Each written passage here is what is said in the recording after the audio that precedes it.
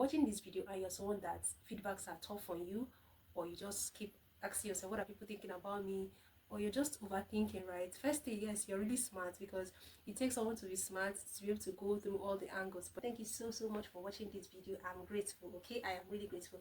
In this video, we're going to talk about something that a lot of us battle with. Yeah? Have you been so stressed? You keep thinking about something over and over, pondering over it. You're not moving forward. You're stuck. You keep obsessing over something over and over again. That's overthinking. Overthinking is real. In this video, we're going to talk about overthinking. We're going to talk about types of overthinking, because there are different kinds of it. So you need to know what exactly you do. And then we talk about how we're going to overcome this overthinking. Overthinking can be good, but you need to put it in check. Okay, overthinkers most times are really smart people. That's one thing I do know, because I tend to overthink sometimes. Yeah, I can really own up to it. But you need to know the kind of overthinking pattern that you have, and then you find out how exactly am I going to overcome this thing, because it's probably pulling you down. For you to watch this video, I take it that you're probably stressed about it and you want to put it in check, you want to stop. So let's get right into the video. If you are someone that overthinks, I think you should probably write out on paper. They say write the vision, make it clear, make it plain. Write on paper, why do I want to stop overthinking? Put it in a place where you're going to be looking at it, because as you're seeing it, you're knowing that, okay, fine, this is the reason. This is the reason why I needed to overcome this overthinking. So when you look at it, it reminds you, and then you can continue on your journey to overcome overthinking. So now, what are the patterns? What are the things that overthinking, the types, what are the types of overthinking that anyone can actually back to with or struggle with? The first one is what I call ruminating. What if? What if this? What if that? What if this? What if that? You're just there ruminating. Second one, future tripping. Future tripping means caring so much about what the future is going to hold. It comes with a bit of fear. You don't know what will happen, that uncertainty of the future. So you future trip. That is the second one. The third one is analysis paralysis. Yes, this one is is heavy. This one is the more, you know, that moment when you're stuck in a situation and you need to make a quick decision, but then you obsess over the solution. You want to know all the solutions for that particular problem. You research, you go online, you ask friends, you call, you think about it yourself, you ask your family. You're just getting all forms of information just to solve that problem, and yet you are not solving that problem. You're not even making a decision. You're just there finding out everything, every single possible solution for that problem, but without making a decision. And it keeps delaying and delaying, and before you know it, you are lost in that whole overwhelming feeling. You don't even know what to do again. At that point, you're confused because you have so many solutions. It's like a problem.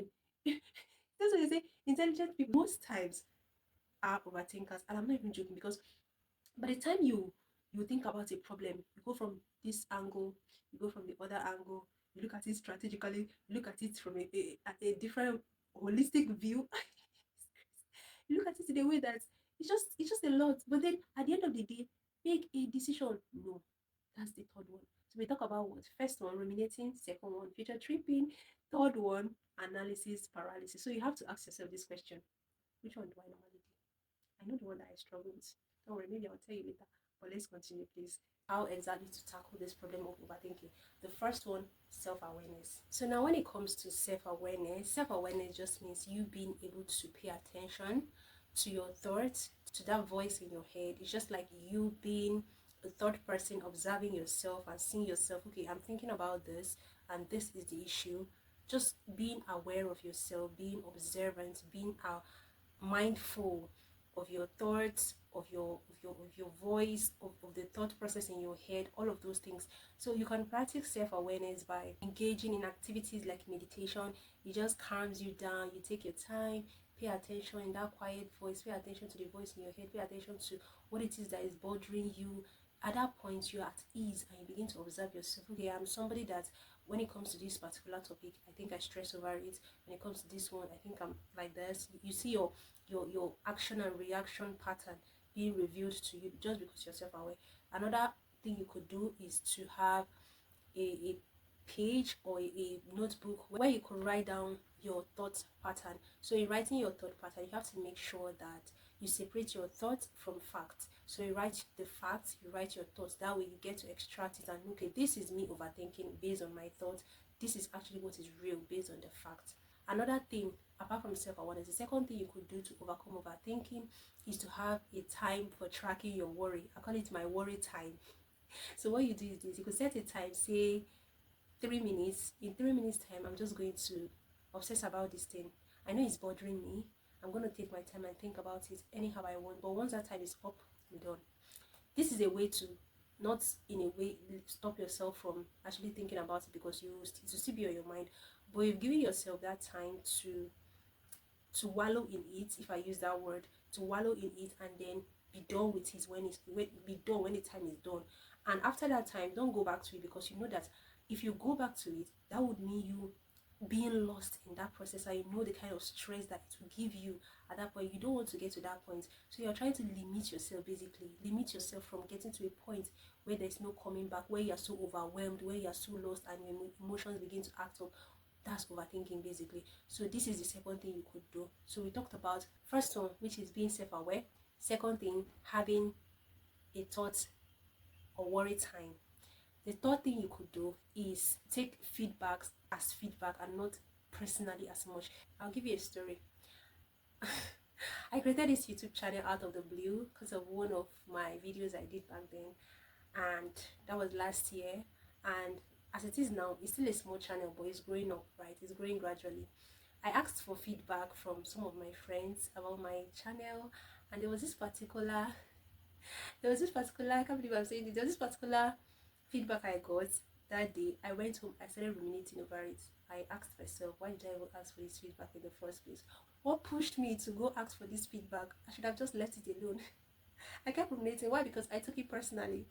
And so this is to tell you that feedbacks are good, but you should be able to train yourself to receive feedback as feedback. Accept criticism is good for growth. If you are not criticized, you don't know what you're doing wrong. But if you're criticized and you accept it as criticism and apply that stuff you're told, apply that good, the lesson from that feedback, the critics, you'll be able to grow. But then again, remember, we have now learned how to manage our overthinking, so it doesn't shoot us in the leg, so it doesn't become a problem.